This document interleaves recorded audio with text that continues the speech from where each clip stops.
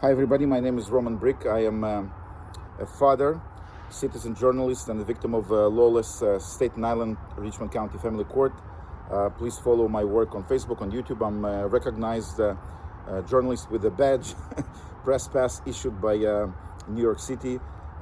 Everything that I am recording and sharing with the public here, exposing, is protected by the First Amendment of the United States Constitution, which has been deliberately erased in family courts across the country, across the nation, and of course here in New York.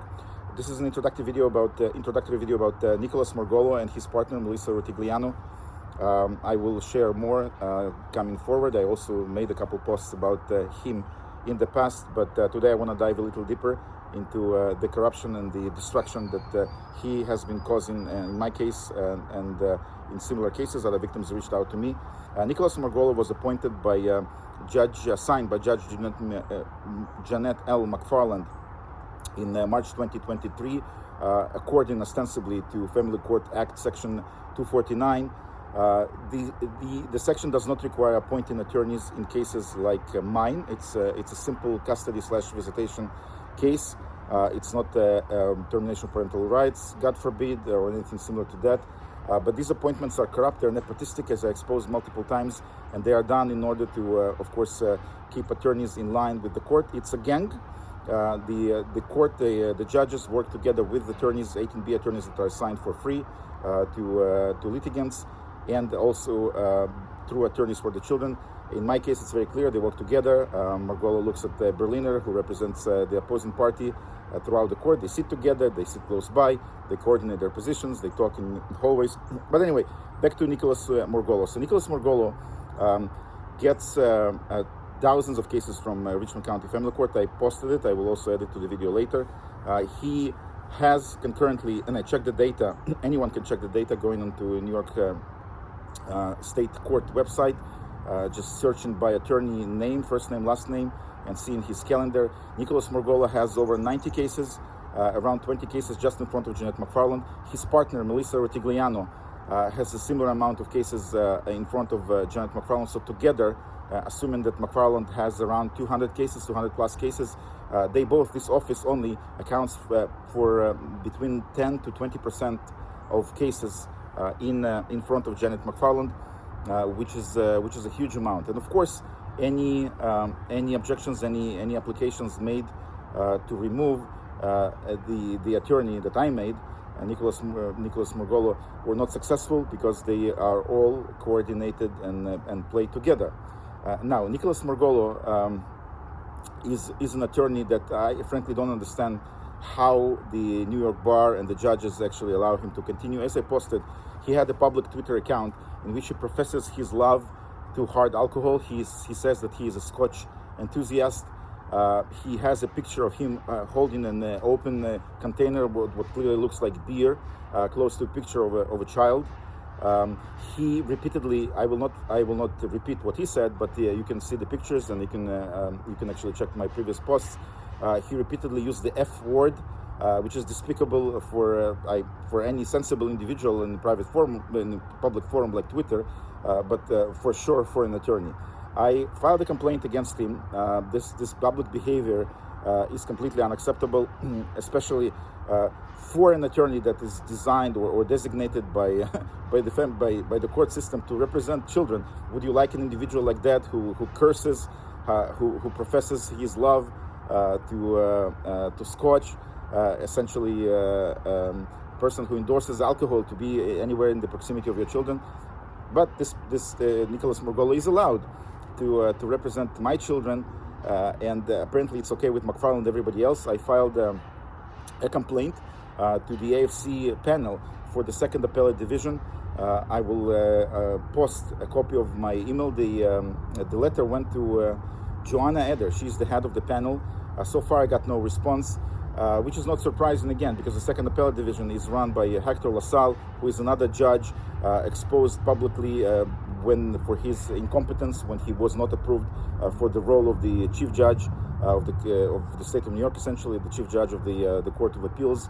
Hector LaSalle publicly complained about him being discriminated, whereas I exposed, you can look in another video that I posted a couple months ago, that he he got millions of dollars from New York state payers. So after becoming a millionaire from the state of New York, this head of the Second Appellate Division, who oversees the attorneys, oversees the AFC, the Attorney for the Children panel, and Joanna Eder, so this type of individual who ran unopposed, as all these judges do, of course, this whole apparatus covers up for professed alcohol lovers like Nicholas Murgolo.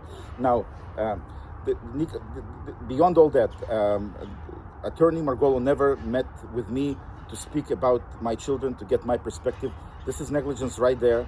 How is it, in what world is it normal for an attorney to represent children when he doesn't even get the perspective of the father? He spoke to the mother. I observed him once he got appointed, but he never got my perspective. I had to chase after him to provide him information from the case, and he, from the start, it was clear that he is not weighing any position that is contrary to the position of the opposing party.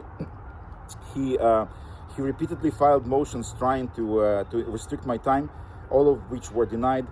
Most notably, he filed a motion to request the court, requesting the court to let the children travel to Israel. I sternly oppose that, and everybody sees what's going on in Israel. I was the only one protecting the safety of my children. Now, even Janet McFarland admonished him publicly for speaking to the children about travel to Israel, and exactly what I unfortunately was concerned might happen happened. So you can see the situation.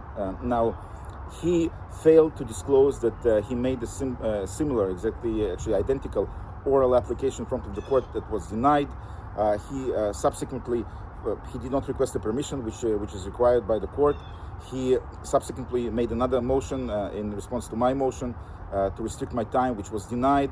And most recently, he filed another motion, again trying to put me back under restrictions for seeing my own children, which was not granted as a temporary relief. And then he was asked by McFarland Court whether he wants to withdraw it, so he withdrew it.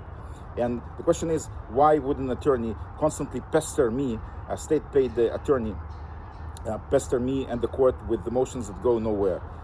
He clearly coordinated his position with Mr. Berliner, another attorney, corrupt attorney who represents the opposing party. Actually, Berliner is on record, and I just got the transcripts less than 48 hours ago, where they say, what we do here, let the Second Appellate Division decide whether what we did here, I'm paraphrasing, is okay. Now, they clearly identify as we. They clearly identify as a group that works together. I sued Murgolo in New York State Supreme Court. There's a currently pending case. Everybody can look it up. It's index number 2023, Brick versus Murgolo, pending in New York County Supreme Court in Manhattan. He hired an attorney, despite the fact that he is now a respondent in a separate civil action pending in front of, against him. He continues to ostensibly represent my children. This is blatant conflict of interest. He testified about what children allegedly told him. The person doesn't have discretion about cursing in his public Twitter, which he lied in court, saying that it was his private Twitter, it was public. By the way, professing his affinity and respect toward the First Amendment. Let's see how he respects that when I use my First Amendment rights. That's I have it here, not to misquote the statute.